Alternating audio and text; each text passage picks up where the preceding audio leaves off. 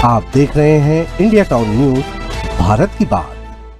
नमस्कार, आप देख रहे हैं इंडिया टाउन न्यूज और मैं हूं आपके साथ कमर गौस। आपको बता दें कि छत्तीसगढ़ की राजनीति में आज एक बार फिर नक्सलवाद को लेकर सियासत गर्मा गई है। केंद्रीय गृह मंत्री अमित शाह के बयान ने इस बहस को और तेज कर दिया है। शाह ने कहा है कि जब तक छत्तीसगढ़ में कांग्रेस की सरकार थी, नक्सल विरोधी अभियानों में केंद्र को पूरा सहयोग नहीं मिलता था। इस बयान पर कांग्रेस ने कड़ी प्रतिक्रिया दी है और पलटवार करते हुए कहा है कि भाजपा नक्सलवाद जैसे गंभीर मुद्दे पर भी राजनीति कर रही है। देखिए हमारी ये खास रिपोर्ट। मगर छत्तीसगढ़ में हमें सफलता नहीं मिली। छत्तीसगढ़ में कांग्रेस की सरकार। पिछले कार्यकाल में भी अमित शाह जी जब छत्तीसगढ़ आए थे तो तारीफ भी किए थे कांग्रेस की सरकार, 3 बार तारीफ किए थे।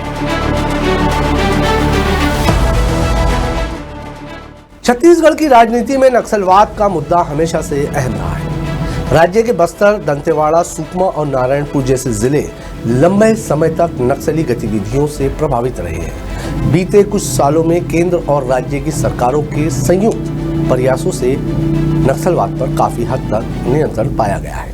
इसी बीच केंद्रीय गृह मंत्री अमित शाह ने SPMRF द्वारा आयोजित भारत मंथन 2025 नक्सल मुक्त भारत कार्यक्रम को संबोधित किया।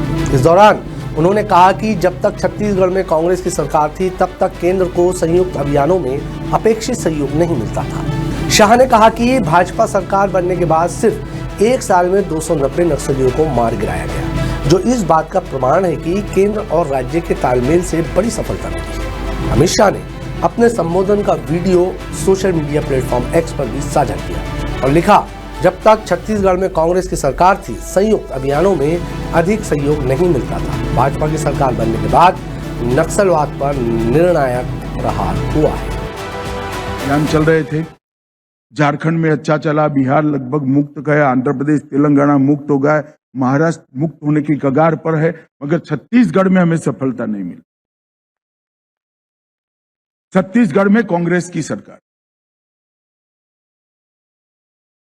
फौरी तौर पर तो कोऑपरेशन मिलता था,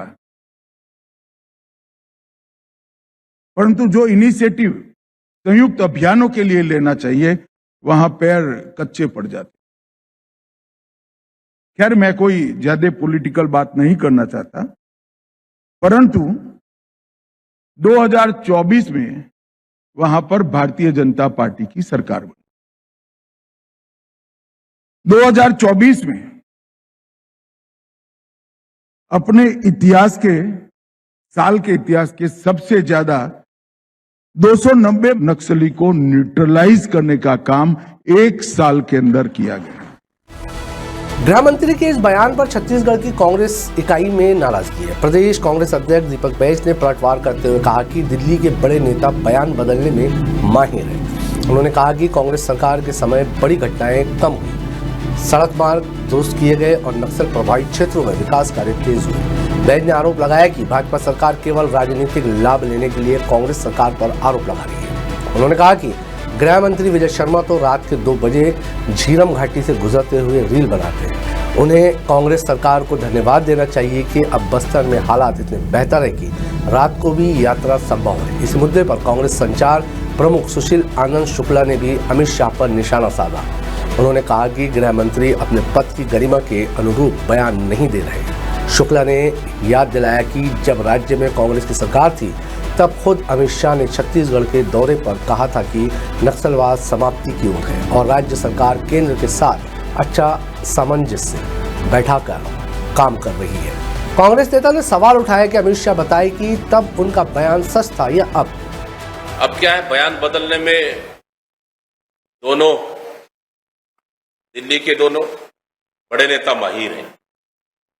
जब केंद्रीय गृह मंत्री, इससे पहले भी थे, पिछले कार्यकाल में भी अमित शाह जी जब छत्तीसगढ़ आए थे तो तारीफ भी किए थे कांग्रेस की सरकार, 3 बार तारीफ किए थे। शायद वो दिन भूल गए होंगे। जब कांग्रेस की सरकार थी हमारे छत्तीसगढ़ में, साल में एकाध बड़ी घटनाओं को छोड़कर घटनाएं पूरी तरह से कम हुई। कैंप कांग्रेस की सरकार ने स्थापित किया।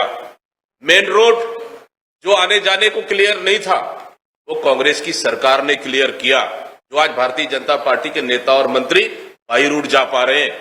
पहले तो आम जनता बाई रूट जाने की स्थिति में नहीं थी। जगह जगह गड्ढे खोद दिए जाते थे, जगह जगह गाड़ियों को रोककर चेक किया जाता था, जगह जगह एंटी लैंडमाइंस बिछाए गए थे। लेकिन हमारी सरकार आने के बाद कम से कम पूरे रोड को, बस्तर जिले के, बस्तर संभाग के पूरे रोड को क्लियर करने का काम किया। और तो और रोड से कम 30 से 40 किलोमीटर एरिया को पूरी तरह से क्लियर करने का काम कांग्रेस की सरकार में हुआ है। ये भारतीय जनता पार्टी की सरकार में नहीं हुआ है। आज तो गृह मंत्री वही जीरम घाटी में रात को भी आते और रील बनाते, ये देखो मैं रात को आ रहा हूं जीरम घाटी से। इसको तो धन्यवाद कांग्रेस की सरकार को देना चाहिए। कांग्रेस नेताओं का कहना है कि कांग्रेस सरकार के समय अपनाई गई विकास, विश्वास और सुरक्षा की नीति के कारण नक्सलवाद कमजोर हुआ है। बस्तर में सड़क, पुल, पुलिया, स्कूल और अस्पतालों का जाल बिछाया गया है। इसके चलते नक्सली हिंसा की घटनाएं कम हुई और सुरक्षा बलों का मनोबल बढ़ा है। राजनीतिक विशेषज्ञों का मानना है कि छत्तीसगढ़ में नक्सलवाद पर बयानबाजी चुनावी रणनीति का हिस्सा है। भाजपा अपनी सरकार के कार्यकाल में मिली सफलताओं को जनता के बीच ले जाना चाहती है। वहीं कांग्रेस अपने कार्यकाल के दौरान किए गए विकास कार्यों को याद दिलाकर भाजपा पर हमला कर रही है। गृह मंत्रालय के आंकड़े बताते हैं कि पिछले कुछ वर्षों में नक्सली घटनाओं में कमी आई है। हालांकि नक्सल समस्या का पूरी तरह समाधान अभी बाकी है। सुरक्षा बल लगातार अभियान चला रहे हैं और विकास कार्य भी तेजी से हो रहे हैं। इस पूरे घटनाक्रम ने छत्तीसगढ़ की राजनीति को एक बार फिर गरमा दिया है।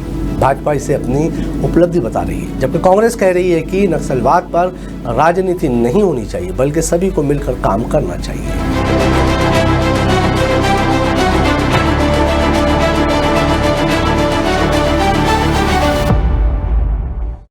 तो फिलहाल छत्तीसगढ़ में नक्सलवाद पर सियासी घमासान तेज है।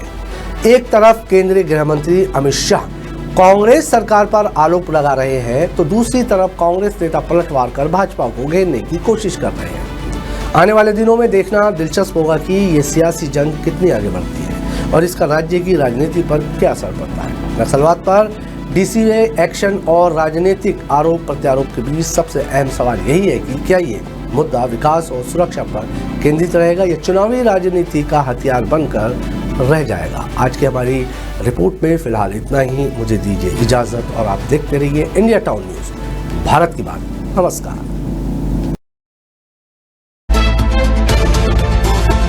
आप देख रहे हैं इंडिया टाउन न्यूज, भारत की बात।